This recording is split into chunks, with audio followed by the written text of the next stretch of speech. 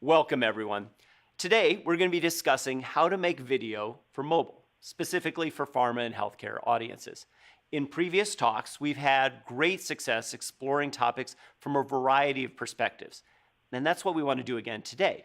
We'll be approaching this topic from the perspective of an account person, content person, and a video person.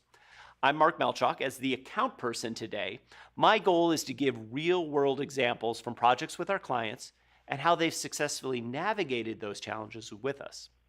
I'll be bringing the strategic vision and real-life experiences we've shared with our pharma and healthcare clients to this conversation.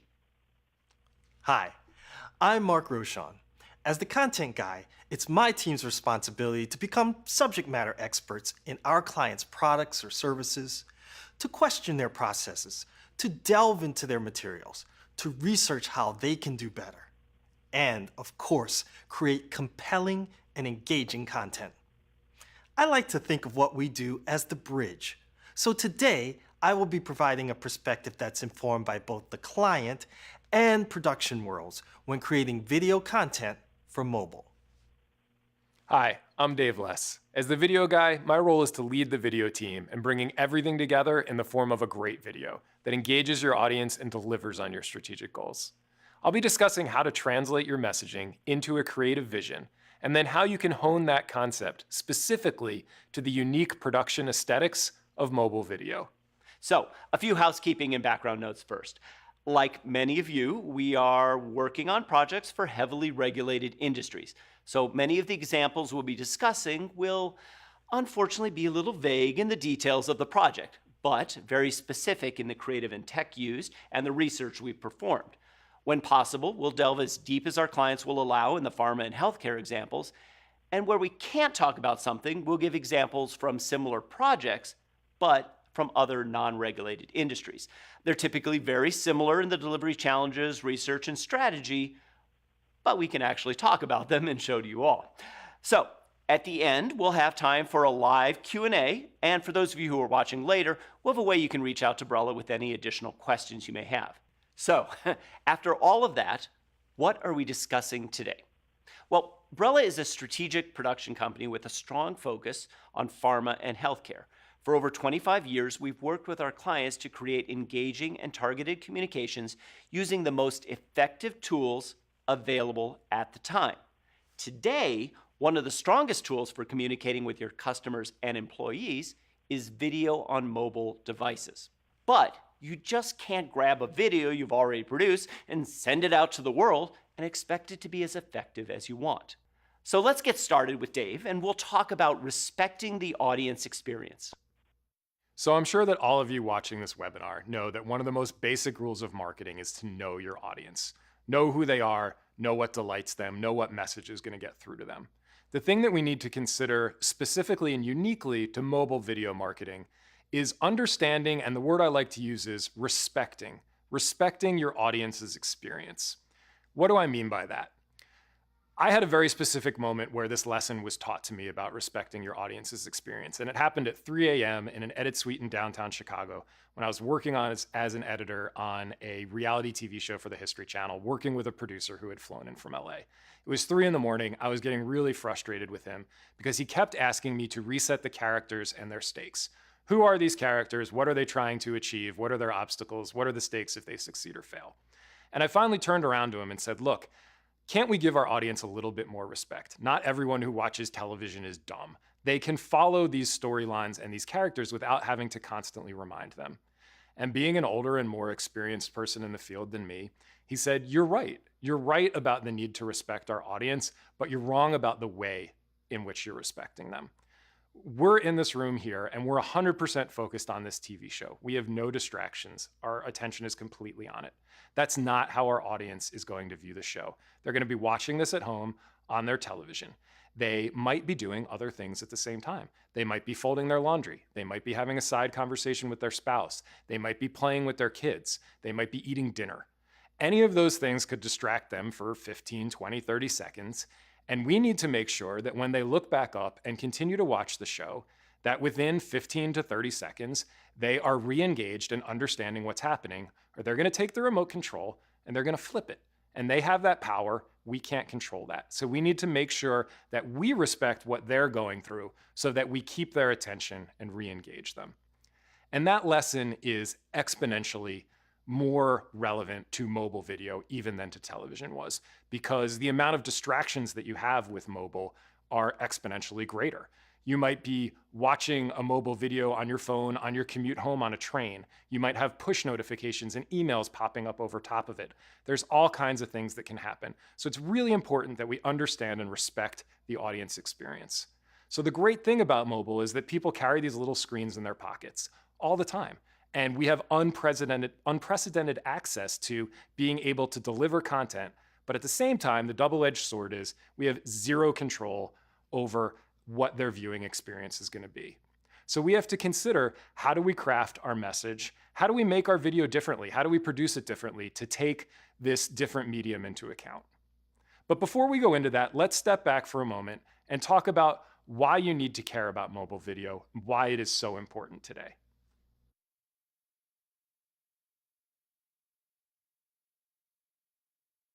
Why leverage mobile video, especially for those of you in the pharma and healthcare industries? We believe mobile video is the best delivery device for getting your message across, specifically because it does not fit the typical models of communication by the pharma and healthcare industry. It is not at a trade show or on TV, print, or the radio. It's not a brochure in a doctor's office. The information viewed is being discovered by the HCP or patient themselves, and so they trust it more than if it's being provided to them by a faceless corporation. And in some cases, as we'll discuss, it is actually presented by someone they trust, a physician or even another patient. So first, we need to go back to something Dave mentioned earlier: know your audience. And in this case, how HCPs and patients use mobile devices and mobile video. I'd like to start off with some interesting statistics that speak to the rise of mobile video usage. This first stat comes from a Cisco survey on global video traffic. In 2015, mobile video traffic accounted for 55% of all mobile data traffic. 46% of all video plays in the fourth quarter of 2015 were on smartphones or tablets. Now consider this IAB survey that found that 68% of people share the videos they watch on their smartphones. In a 2015 survey of US smartphone usage, they found that 62% of smartphone owners have used their phone in the past year to look up information about a health condition. Secondly, the recently released Pharma 3D report stated that 50% of primary care physicians share information from online videos with patients. Think about those statistics for a moment. We believe they speak to an underlying desire for credible medical information on the part of both physicians and patients. Both of these groups are also looking for this information in a format that is easy for them to watch and share. And it actually plays to some of the projects that we've been producing recently with our clients. The holy grail for our pharma and healthcare clients is to get their video watched by HCPs and patients, but the challenge is getting a warm reception to the videos in the first place. Imagine if you can have someone a patient trusts being the champion for your content. Wouldn't that make it easier to form a relationship of trust between you, your product or service, and the patient you're trying to serve? So, how do you do this? One really successful and popular way is through unbranded websites and unbranded video clips. We found that video that is presented on an educational versus corporate website is seen as more authentic and believable by viewers. And even more successful is partnering with a patient association so that they can be the face of the content and lend patient legitimacy to the message you're trying to deliver. Patients are likely going to these association websites anyway, and if you have compelling content you're providing, it will make the site stickier and provide a delivery vehicle that is better than anything else out there. Some really successful examples of unbranded content we've produced include everything from patient journey stories that are like mini documentaries, conversations between KOLs or KOLs and patients discussing treatments, to documenting and sharing patient community building events like support groups, bike rides, sponsored walks, and even marathons. These pieces not only get the message out from a PR perspective about the disease or condition, but they also show your company's commitment to the patient community you support through a variety of social media outlets. Now, I know that for many of you in the pharma and healthcare industry, social media is usually seen as a bad thing because you feel like you lose control of the message. But if you have great pre-produced patient videos or testimonials that tell their story in their own words from a place of authenticity, you still have control of the message. What you lose control of is distribution. But if a video goes viral and is seen by millions, is that really such a bad thing? Not only can mobile video be a great tool for educating patients, it can be an important source of information for physicians as well. Consider this survey that found about 58% of doctors spend between 1 and 5 hours per week finding medical information online, while 56% spend between 1 and 5 hours on ongoing medical training. While I'm currently working as a copywriter, I started out doing training and instructional design work, which continues to inform my writing. I'm always looking for the most effective way for my audience to pay attention and remember the content I'm promoting. So from that standpoint, creating content for a mobile video format makes a ton of sense. With this format, you have a chance to connect with HCPs in a way that doesn't come across like a sales pitch or like they're being trained on something they're not interested in. This significantly reduces the mental barriers that physicians can put up when they feel like they're being taught something. When HCPs and also patients are the instigators of the search for knowledge, they tend to be more receptive and retain the information longer. The same Pharma 3D survey also reported that 46% of doctors say they share videos they found online about treatment topics with other healthcare providers.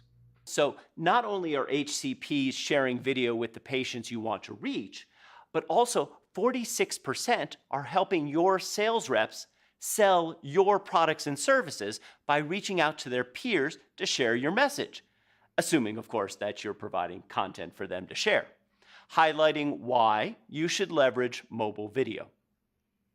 An example that reinforces this from one of our clients is the growth of tablet-based sales tools versus print materials. Not only do these sales tools allow you to customize the presentation to the HCP, remember what you as a rep have presented in the past, what the HCP has responded positively to at your last meeting, but it also allows you to show them more engaging content that is more effective. Typically, this content is video. It is always more effective to watch an expert explain something versus being told it by a sales rep. Because by their very title, sales rep, the HCP believes that anything they say is related to getting a sale. If instead the rep shares content from external experts, they're seen as partners. Be it a video clip of a KOL the HCP knows and trusts, or a scientist who is explaining how they discovered or produced your product or device, or better still, a patient who has lived through the symptoms and diagnosis of their disease or condition, and now, through the use of your product or treatment, are able to return to a normal life. These mobile video clips your reps share are seen as expert testimony. And by sharing this information versus going for the sale, your reps are now trusted allies and partners. And going back to Mark's data about HCPs sharing video with their peers, these video clips rarely stay on the reps' devices. Most of our clients are encouraging reps through the tablet tool training they take to offer to send links of the clips to the HCPs they meet with. And even when an HCP cannot meet with them, the first thing a rep is taught to do is go back to their car, email the HCP, and share the video clip they were going to watch together. And what do 46% of the HCPs who receive and watch the video clip do? They share it with a peer, effectively doubling your sales force. So, as everyone is beginning to think mobile first, we also now need to change how we shoot things for small devices. What that means from an aesthetic and content standpoint.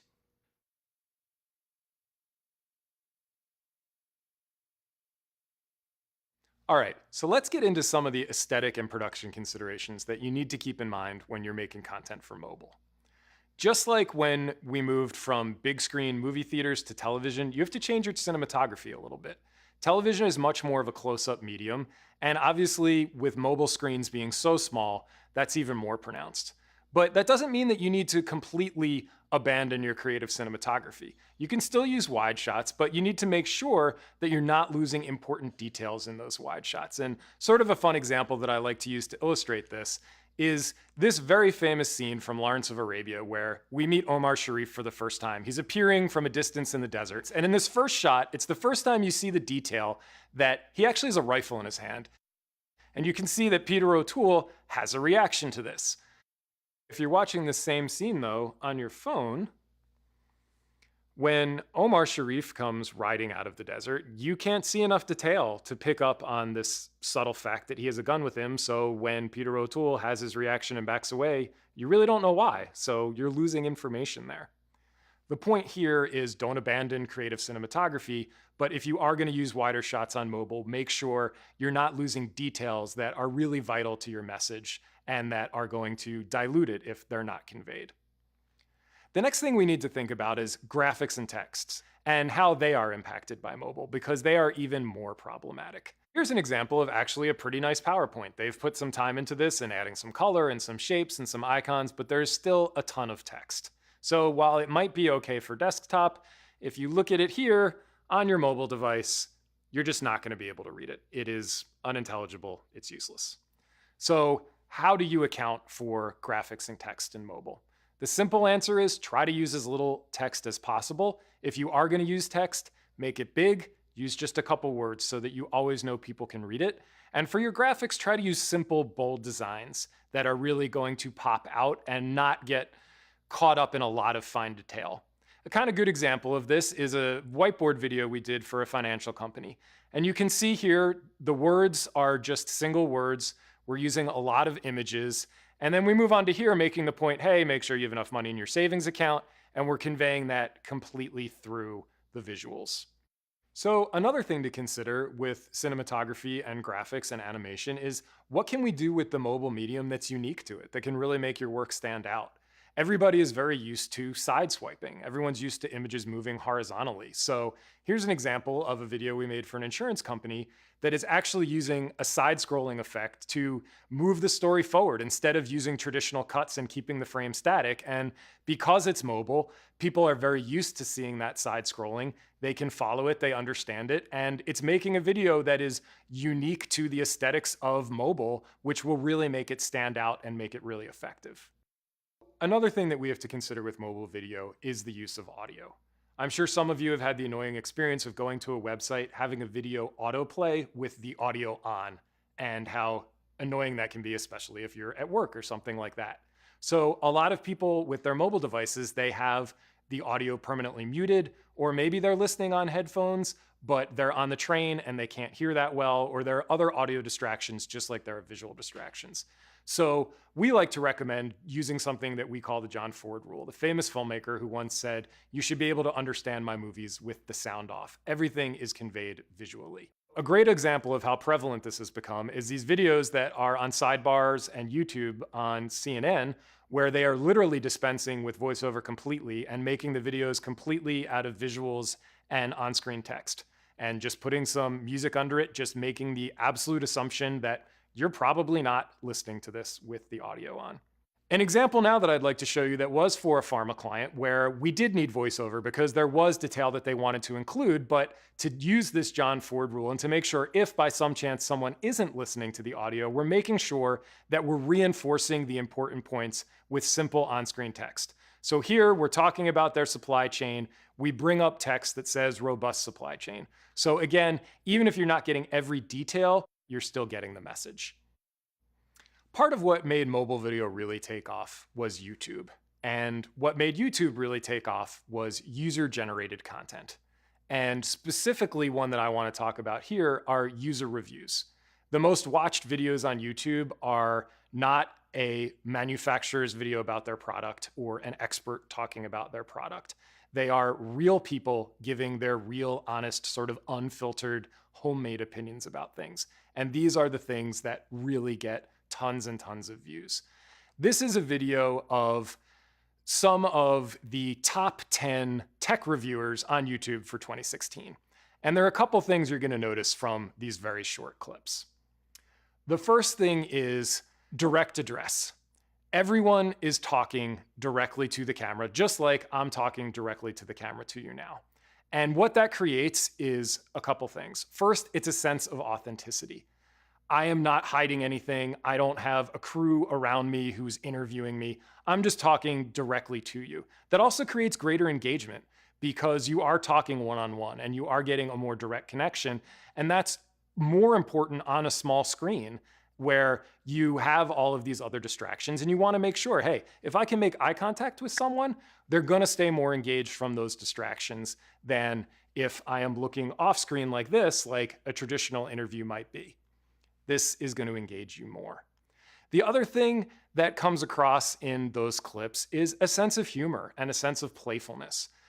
Everyone is being themselves and they're not being heavily produced. So you want to consider that in your marketing is maybe the best choice is not to have experts. Maybe the best choice is not to have something that's really slickly produced, but something that more fits this genre where you're making sure that you come off as authentic. You're maybe using patients instead of KOLs or doctors. You're talking to the real people and getting their real honest opinion. And that is especially important in mobile. So a last example here is for a financial client where you can see some of these elements. Bold design, playful design here where we have the end of the question mark turning into a truck. We have very simple text that has some playful misspellings to it. Everything that's being conveyed is being conveyed visually, again, with just these little bits of text on screen. So it's all very understandable. We bring in these flying saucers at the end. It's humorous. And this was actually a video about financial literacy, about making sure that you have an emergency fund. So the other great thing about mobile is it can be a way to get people to engage in topics that otherwise intimidate them, because you can make things in this style that are more invitational, that are more friendly, that are more authentic, and you get people to engage who otherwise might be intimidated by those things. And that definitely applies to when you're talking about medical or pharma issues as well. So these are all things to consider when you're making your video for mobile distribution.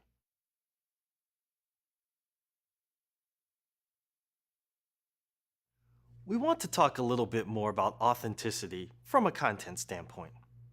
I'll start with this quote. People are looking for authentic experiences, conversations, and interactions with brands. When they don't get them, they go elsewhere for health solutions. This quote is a cautionary message for all of us, and a way to begin what we believe is an important conversation about content. How much of your content is authentic? Does it spark conversations and interactions with your HCPs or even patients?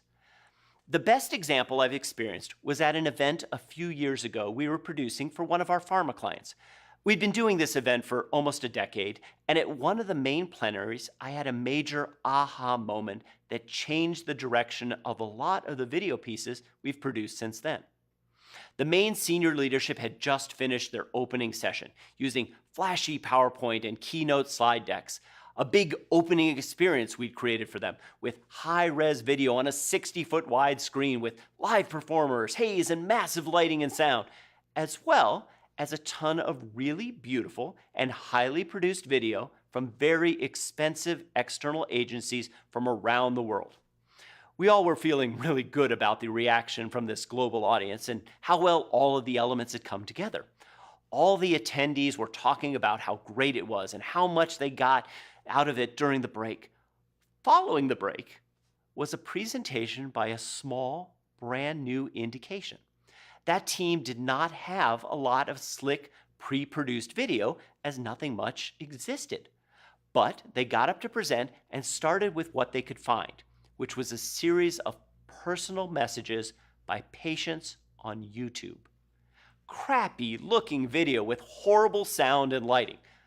But the patients were speaking from their hearts about their symptoms and lives. 10 minutes went by watching this video where you could have heard a pin drop in the audience. And at the end, a huge response from the audience that blew away the response to all of the slickly produced traditional video messaging that had happened before, because it was authentic and straight from the patient's heart. I learned a valuable lesson that day on the importance and power of real patient stories. Building on what Mark said, I think a big part of creating these sincere patient testimonials is allowing and encouraging patients to tell the little stories. By little stories, I mean the stories that might not speak directly to the subject at hand, but reveal more about the patient as a person and what they're going through. Those are the kinds of moments I encourage clients to keep in a video. Because as viewers, we remember those details, and in turn, that person in the video becomes more real to us. Absolutely. And after that experience of patients sharing their little stories with the audience, it changed the direction of a lot of the video we produce. We focus on patient stories, storytelling from the point of view of the patient and in their own words, showing what their lives are like and how they deal with their disease, focusing on authenticity. And this authenticity connects with HCPs and patients better than any other way, especially when distributed as mobile video, because it frees the viewer to concentrate on the message versus the company producing it. So let's talk about another aspect of content: humor. One of the great ways of connecting with audiences is through humor, or what we sometimes like to call playful messaging. This isn't laugh out loud funny, but rather something subtler. It's about employing humor to disarm your audience and allow you to raise an uncomfortable but important topic in a way that draws them into the conversation before they have time to shut down their thinking. People are already going to mobile for humorous videos, so you should play to that strength. Humor breaks down barriers and taboos and allows people to have honest conversations about subjects they're not comfortable discussing in serious ways. One example that comes immediately to mind is a current radio spot that I'm sure you've all heard. Talk to your doctor about your poop. This simple use of humor immediately changes the conversation from something embarrassing and makes it playful and easier to talk about. And it doesn't have to always be humorous wordplay and dialogue. It could just be situational. Everyone remembers the ALS Bucket Challenge. It was humorous to watch, crowdsourced, and it was all shot with cell phones, vertical and not high quality. But through the use of a humorous shared experience, it got people talking about something nobody was talking about at the time. It was a hugely successful campaign. And now that the buzz has dropped, the conversation is being revived by replacing ice with random other liquids, like ketchup, making it even more viral. It doesn't take much to reignite the spark.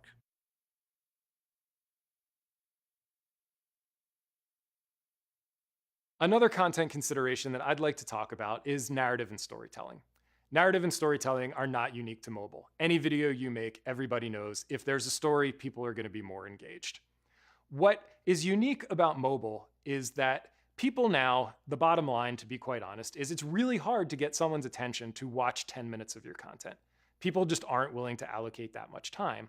What you might be able to do is get them to watch 1 or 2 minutes of your content, and then hope that that is engaging enough that they watch the next in what you make of a series. So serializing or breaking out your videos into installments, taking that 10 minutes of content, instead of one 10-minute video, it's 5 2-minute videos. That can really work well. And then what you do is you build the narrative and story through that to pull them along. So you're getting them in at the beginning with a very short video that they're willing to commit their time to, and then you're pulling them along to the next one with a story. A quick example of that are some videos we did for a men's grooming product, where it also incorporates some of the earlier stuff we talked about with authenticity.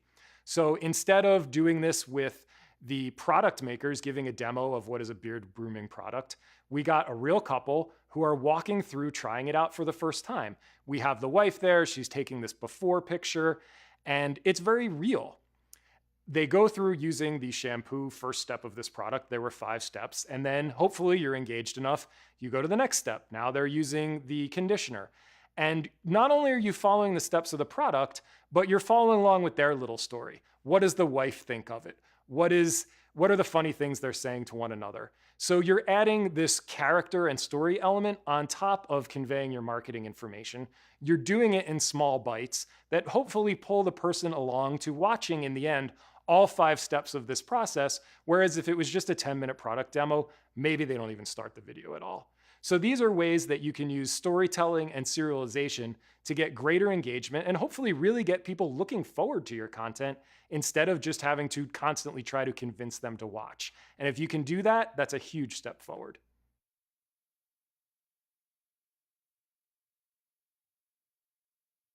One of the wonderful and frustrating things about mobile video is that it is constantly changing. One of the new changes that have occurred recently is the explosion of virtual reality content. This includes 360-degree immersive experiences like this short piece we produced to give you an example and point of reference. Companies like Google and Facebook are making huge investments in VR and 360-degree video. And while the tech is still being refined, even now, VR can be experienced on mobile devices. Recently, we produced a series of 360-degree immersive videos for a pharma client to show in their trade show booths, which we sadly cannot show you.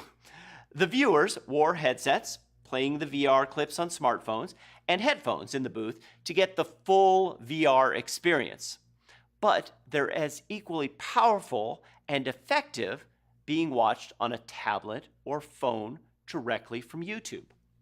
Why I think VR is something all of you should explore is because of the unique nature of the VR experience. It allows you to see and hear the unique point of view of patients and figuratively walk in their shoes. The videos we produced placed you in the body of a number of different patients who had skin diseases that caused people they interacted with to look at them differently. By putting an HCP into the body of the patient, living their lives and experiencing through their eyes what it's like to be stared at, whispered about, or ignored, is more powerful than any other medium out there. And since VR is so new, the chance of it getting shared is bigger than any other type of mobile video. While social media sites like Twitter have not historically been known as spaces for mobile video content, that's all changed. Think about how Instagram and Snapchat have added story features which encourage the use of mobile video. These platforms understand the power of mobile video and are giving us the tools to use it. As marketers, we need to embrace that challenge and find creative ways to use more mobile video on social media. Apps are another area that's primed for more mobile video. As we know, a major issue concerning pharma companies and HCPs alike is patient adherence when it comes to taking medications, keeping certain conditions under control, exercising, etc. One approach gaining traction among HCPs is encouraging patients to use mobile apps to help with adherence. In fact, many pharma companies are supporting this push by creating these apps. Mobile video is poised to play an important role in helping with this issue. Think of all the educational and messaging possibilities that open up with being able to incorporate more mobile video within apps. So, as you can see, mobile video is a medium with a lot of possibilities for everyone in the pharma and healthcare industry, now and into the future.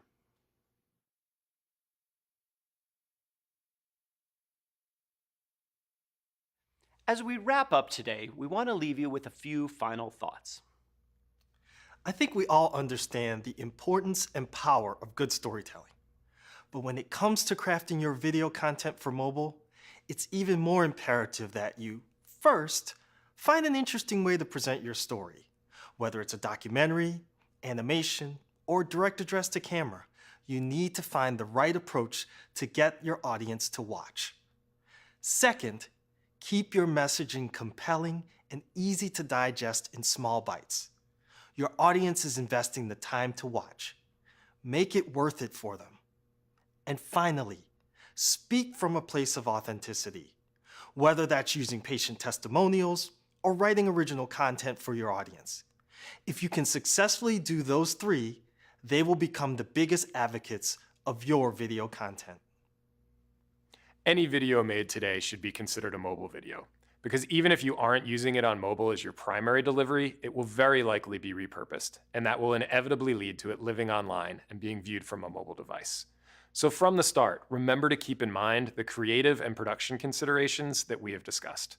Respect the audience experience so that you can keep them engaged despite all of the distractions.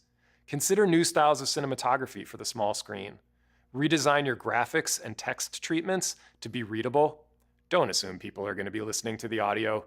And always be authentic and have fun. Obviously, we can talk about this forever, but today should give you an idea of the initial challenges and opportunities you have with mobile.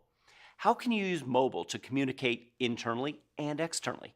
How can you leverage the power of social media and media sharing sites to share your messages with a larger global audience and make some of your previously hardest to reach physicians your biggest advocates? And it all starts with thinking mobile first.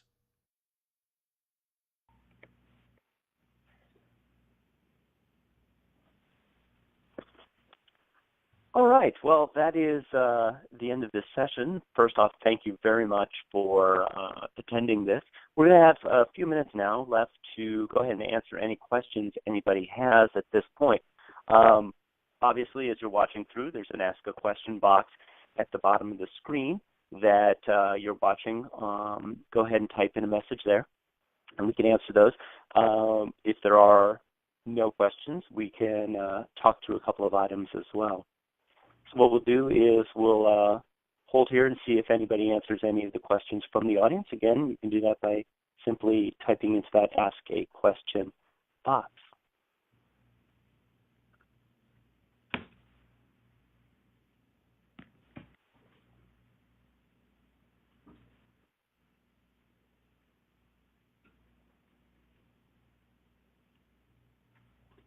While we're waiting for those questions to come in, again, on screen for those of you who are attending now and might have questions later on, or somebody who's watching this after the fact, feel free to go to our website.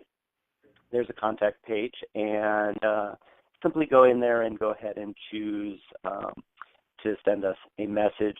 That'll get routed into either myself, Mark Alchok, or to Dave Less or Mark Rochon, and we can answer your questions asynchronously afterwards as well. Again, if there's any questions people have around mobile video production or the creative around it, some of our experience with some of our pharma healthcare device clients, we'd be happy to answer any of those questions.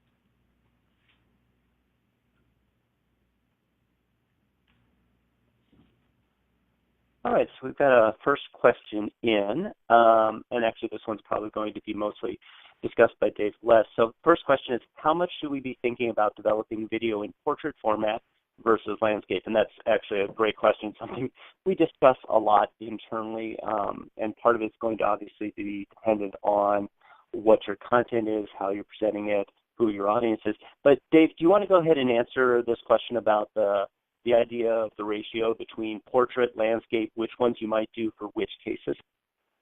Sure, absolutely. Thanks, Mark. Portrait is definitely gaining steam as something people are starting to do. I think it needs to be motivated though. in my opinion. You don't just want to do it gratuitously because your eyes and your head are horizontal. So our brains are made to see things that way. They're not vertical the way a vertical phone orientation is. So I think that there are times that it's really appropriate is if you want to do something that you want to give, as I talked about, this air of authenticity. So if you want a testimonial from someone that really wants to look homemade or actually have them do it themselves, then a lot of people do shoot video vertically. And I think in that sense, it can give you a bit of that air of authenticity, a sense of being homemade and very honest. There's definitely certain subjects that work well. If you're shooting, obviously, anything architectural, anything to do with fashion, those are areas where people are using a lot of vertical video. But I think the main use for what we've talked about would be if you're putting together a video that you want to have that homemade feel to, that's a case where I think to consider vertical orientation. But in general, otherwise, people are very used to turning their phones. Phones auto-rotate. So I think that unless you have a motivation for it, you should try to stick to horizontal. The other thing would be there is some VR video out now where you keep your phone oriented vertically, and then as you move your phone, you get the 360-degree view. Some people are starting to set that up as a vertical orientation instead of a horizontal one, so that's another possible application. Great, thanks, Dave. And one thing I'll throw in too as well is don't feel bad about looking at shooting things twice too. You know, one of the challenges of using vertical is anybody who's tried to integrate vertical into a typical, landscape video is it's very difficult to do. You have to bring it into After Effects, put some kind of box around it, some kind of graphic to make it look nice.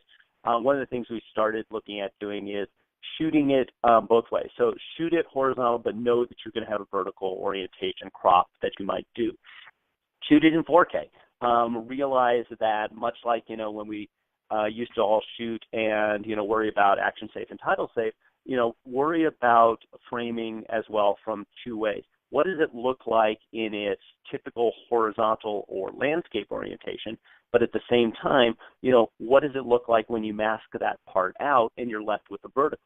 That way, again, you have the option of being able to shoot it horizontally, shoot it landscape, but afterwards, go ahead and crop it and create something that is vertical. And again, as long as you're shooting in 4K or above, the beautiful thing is you've got plenty of res to go back to use that vertical orientation as well. So, great question. Thank you for whoever actually asked that.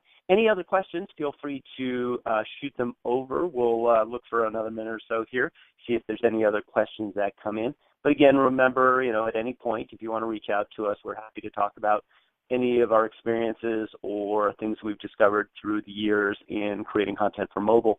Again, just go to brella.com/contact, and there's a form there. You can fill it out and get routed to the correct individuals.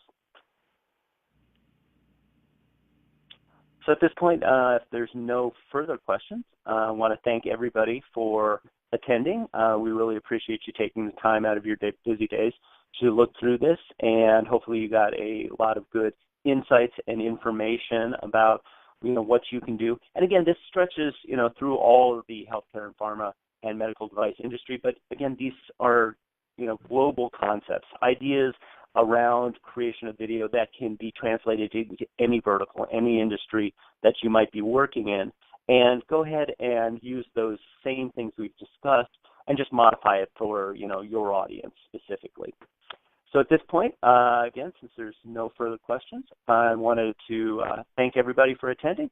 And at this point, we'll go ahead and sign off from the Q&A session. Again, this will be online if you would like to go back and look at it at some point in the future. Thank you, everybody.